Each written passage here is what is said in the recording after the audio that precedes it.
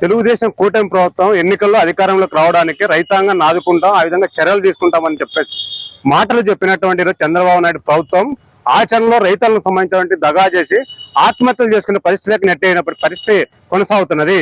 ఇట్లాంటి పరిస్థితి రాయలసీమ వ్యాప్తంగా, ఆంధ్రప్రదేశ్ వ్యాప్తంగా కొనసాగుతున్నది.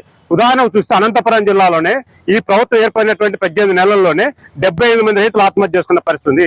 పవన్ కళ్యాణ్ గతంలో ఆత్మహత్య చేసుకున్న కుటుంబాలకు ఎన్నికల ముందు వైసీపీ ప్రభుత్వంలో రైతులను ఆదుకుంటా, ఆ విధంగా ఆత్మహత్య చేసుకున్న కుటుంబాలకు సంబంధించి ₹1,00,000 పరిహారం ఇచ్చి ఆ విధంగా మభ్యపెట్టి మాటలు చెప్పి వారంగా అధికారంలోకి వచ్చిన తెలుగుదేశం కూటమి ప్రభుత్వం కానీ, చంద్రబాబు నాయుడు, పవన్ కళ్యాణ్ కానీ, లోకేష్ కానీ ఆచరణలోకి వచ్చేటువంటి లోపల ఈ ప్రభుత్వం వచ్చిన తర్వాత ఆత్మహత్య చేసుకున్న కుటుంబాలకు ₹1 కూడా ఎక్స్గ్రేస్ ఇవ్వనటువంటి పరిస్థితుంది.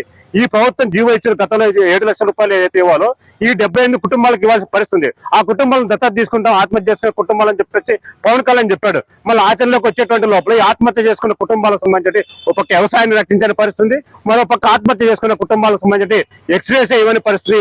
ఈ విధంగా చేయడం వల్ల రైతాంగానికి ద్రోహం చేసినటువంటి ప్రభుత్వంగా తెలుగుదేశం కూటమి ప్రభుత్వం నిలబడుతుంది. నిజంగా రైతు ప్రభుత్వం చెప్పుకోవడం కాదు, ఈ ఆత్మహత్య చేసుకునే కుటుంబాలకు ఎక్స్గ్రేస్ ఇచ్చి నిరూపించుకోవాలా, లేకపోతే రైతు ఈ ప్రభుత్వానికి తగిన రీతిలో సమాధి కట్టడానికి సిద్ధం అవుతారని చెప్పేసి రైతు సంఘం హెచ్చరిస్తున్నాం.